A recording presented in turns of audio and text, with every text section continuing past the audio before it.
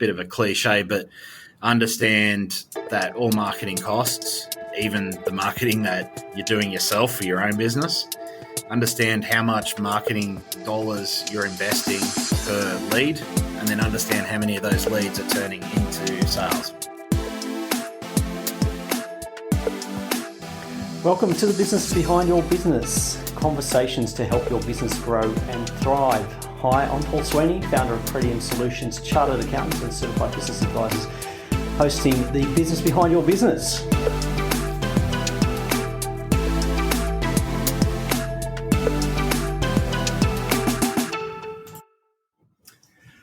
Welcome to the Business Behind Your Business, and today I'm joined by Phil Wendell, and Phil is the Managing Director of Click Click Media. And if that name sounds familiar, we have spoken previously to his business partner and wife, Claire Wendell.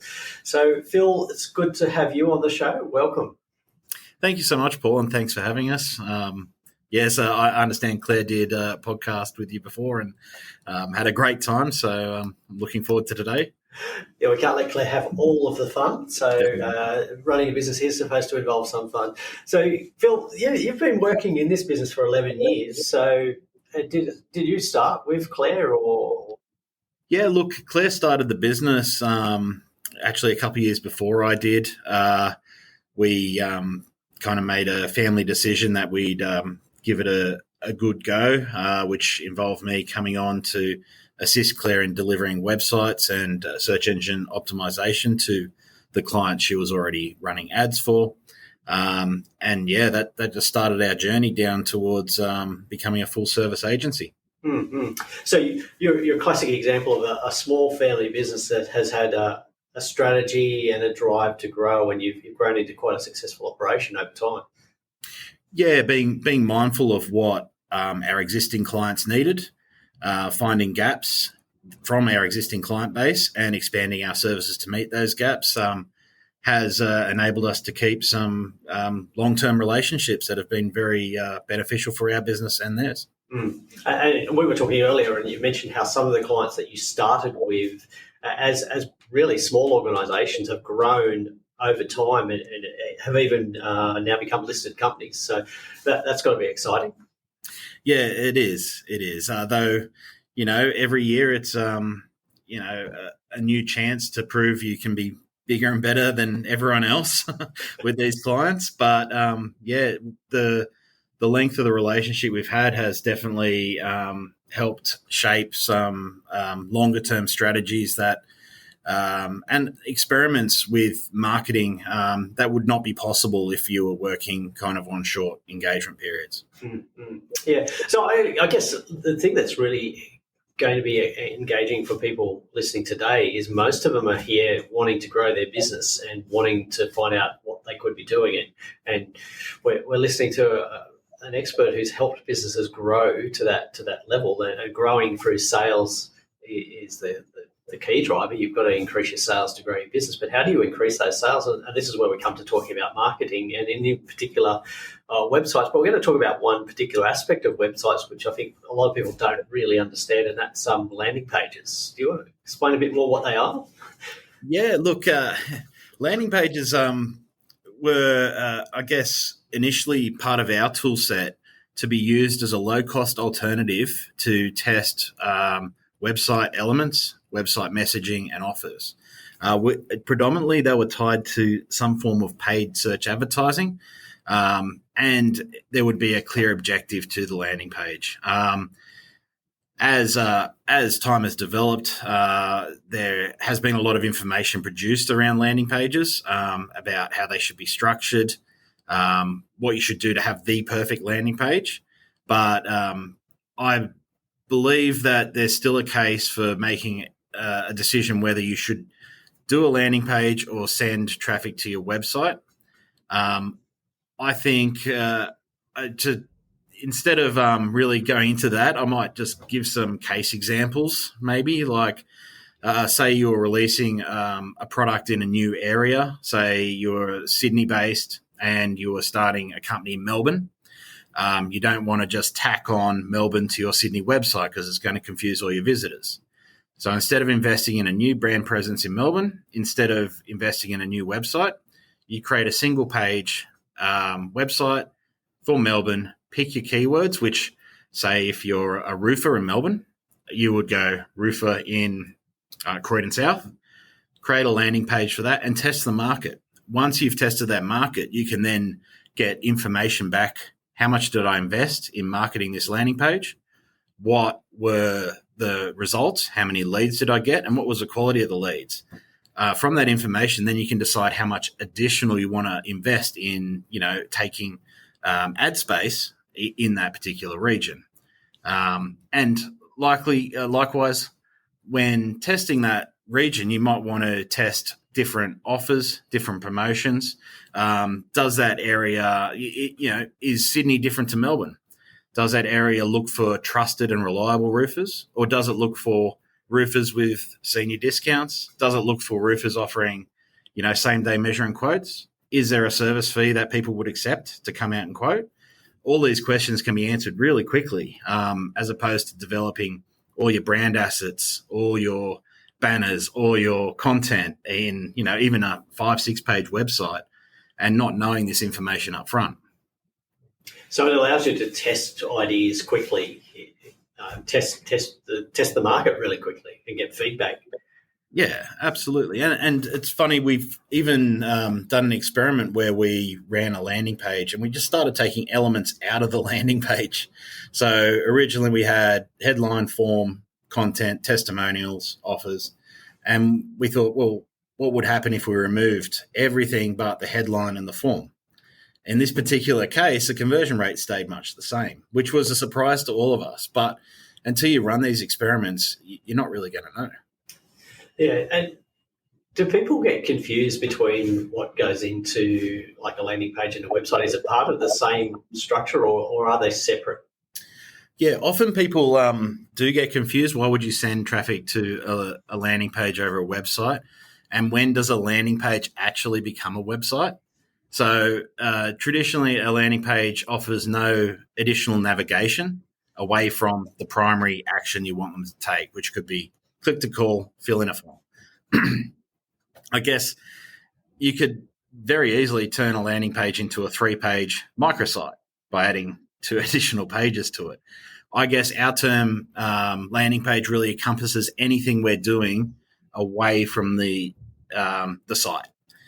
We've used landing pages where an international company has gifted an APAC region with a website that is completely impossible to work with. It has multiple IT stakeholders involved in making minor changes.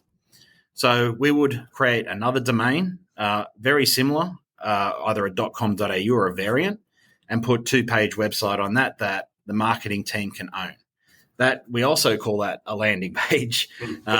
So yeah, I guess there's a number of different, even top of funnel when you might be running a promotion, win this competition, and it just goes to a form. I guess we could call that a landing page as well. But our internal kind of dialogue means anything that we're using for campaign activities that is not part of the main website. Yeah, so really focused strategy in terms of just narrowing down what you only want your visitor to do one thing on that web page or that landing page. That's correct, yeah. Yeah, and I guess that would be key around a particular sales campaign or even just trying to get engagement with people. Yeah, in the service industry, it works amazingly well, but there are ways to cross over into e-commerce or even B2B. You'll find B2B landing pages tend not to be as direct. They'll ask for a consultation or offer a resource or maybe offer a value exchange, email address and an ebook. A service industry, you're probably going to want to go book a measure and quote, book a free site inspection, get a quote today. But even still on both of what I've said there, understanding what the business's key goals is as well. Because I think I'm not sure if came up in the conversation with Claire, when we're talking about people designing websites, they're often not clear about what they want to do or what the purpose is. And I'm sort of thinking maybe a landing page is a good starting point for a new business. Yeah, it could really be an easy point of entry to having clear-cut goals with what your website's supposed to do. Different strengths within our business. I tend to look at a website from analytics to the front rather than even considering the design aspects or how well it looks, because honestly, if a website is not a great website, it's going to come out in the numbers. A landing page can consolidate your efforts. You only have to check one page on mobile. You only have to check, one form's working, and the speed that you can put one of these up is a lot faster. Mm-hmm. And I think, knowing how long some businesses take to actually finalise a website, you lose a lot of time and momentum getting that landing page out there quickly. You get immediate feedback, pretty much, that whether it's working or it's not. And whether when you get people to that landing page, is it the right content for them? If they're not engaging with your offer, then there's something wrong with the offer. That's correct, yeah. And the more variance you remove, the faster you can be statistically significant in your decision making. So if you're sending people to a website where there's multiple actions or multiple qualification points for them to view, to get, say, a clear understanding, you might be looking at 1,000 clicks or more to be in the realms of every element being statistically significant. On a landing page, if you go, my goal is 4% conversion rate, you probably only need 100 clicks before you go, this is getting to the point where it's not working. Mm-hmm. But you can adjust that very quickly on that landing page. Well, that's true, yeah. But I think some of the things in marketing that get overlooked is the cost of kind of deciding something doesn't work and then never revisiting it ever again, which is why I kind of mentioned the statistical significance. Yep. So if you're going on 100 clicks, you could be running a campaign for a week, and on Friday afternoon you get 3 clicks, all 3 clicks inquire. And that's a 3% conversion rate, which is a good start. It's not brilliant, but if you cut the campaign on Thursday, you would have never known that, and then you would have changed your headline, changed your offer, given a discount. All those decisions that you can make that aren't backed by the information or the correct data. So would you have possibly multiple landing pages with similar versions of the same offer to do your testing? Like maybe you're looking at different locations. Would that be something that you would try? Yeah, absolutely. So if you had a value on just acquiring a customer, sorry, one sec. Yep. If you had a value on just acquiring one customer, and you knew that the customer lifetime value was going to be large, then the landing page might be around a very point of entry style service. Like in the IT industry, I guess it might be a backup audit. A low cost, but opens the door to a relationship. So you tend to build the landing page around that. If you're servicing in the service industry, you may want to pick, if you are doing a high-end service, you may want to pick a couple of the more high net worth suburbs in Sydney or Australia to test. So yeah, look, it comes back to briefing. I guess if you have an idea what might work, then going and developing a full marketing plan and a website for it might not be as effective as just trying a landing page and seeing how it goes. Mm-hmm.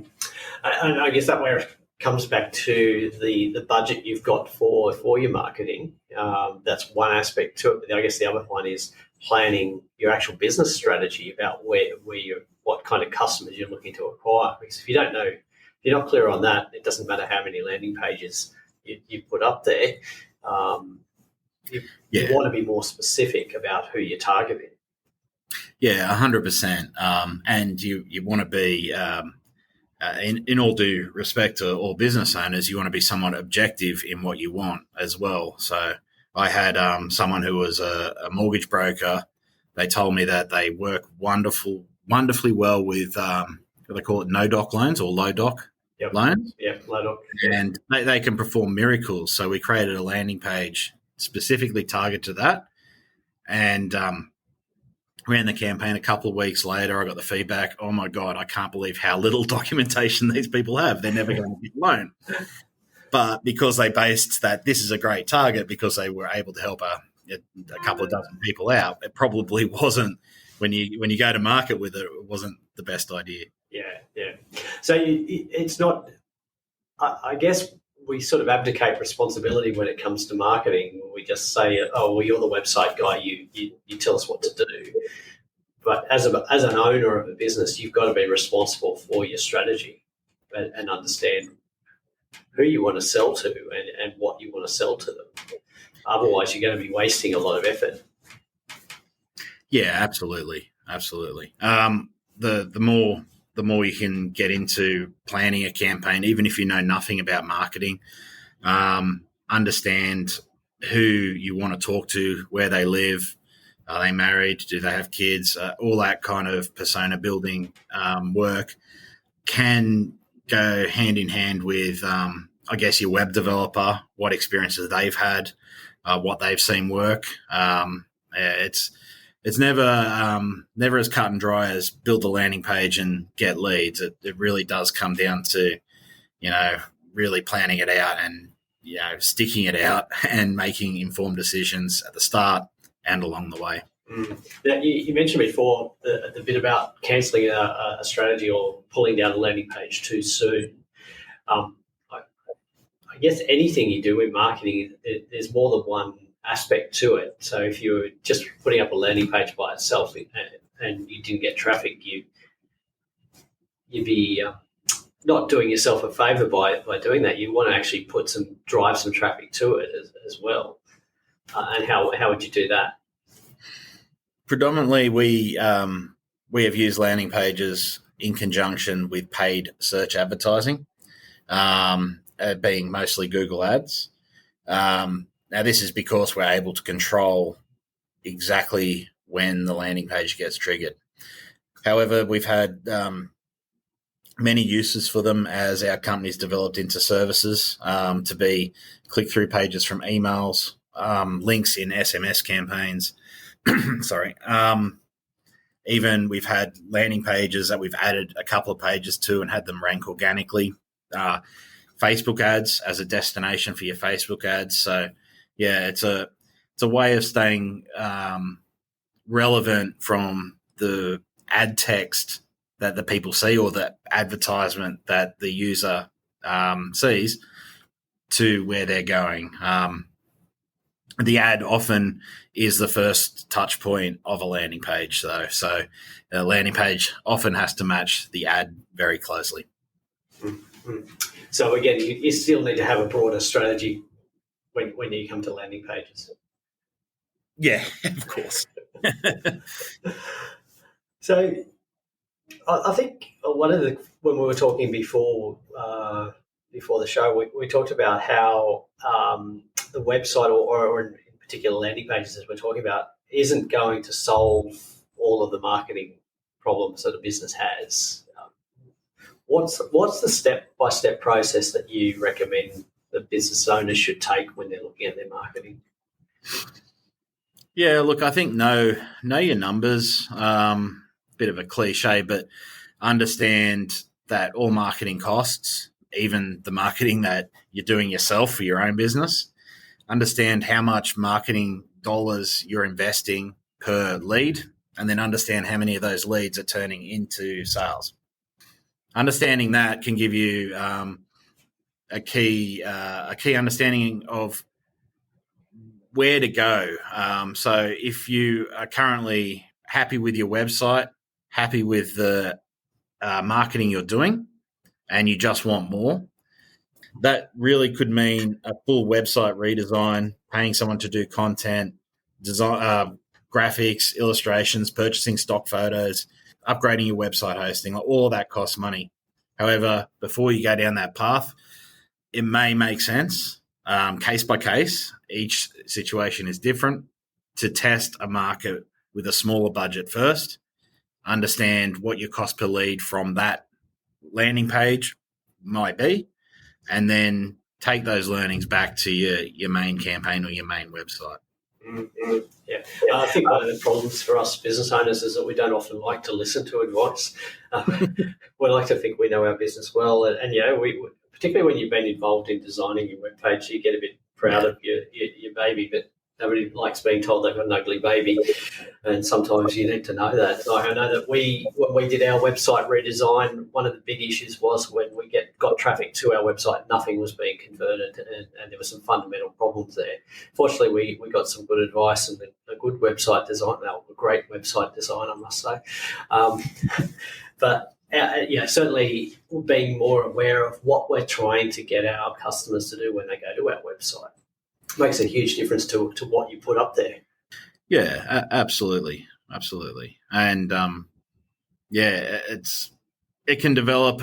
Everyone's marketing is going to develop over time, and sticking with it, and not pulling out too early, and not cancelling something or dropping it because you haven't let it have time to work, or if the numbers aren't statistically significant, if you're only running on small data sets, that's a big warning sign.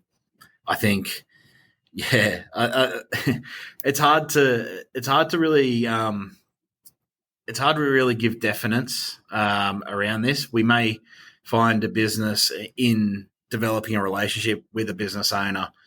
We may find that they're doing something and they haven't even told us that they're doing it, and it's getting a great result.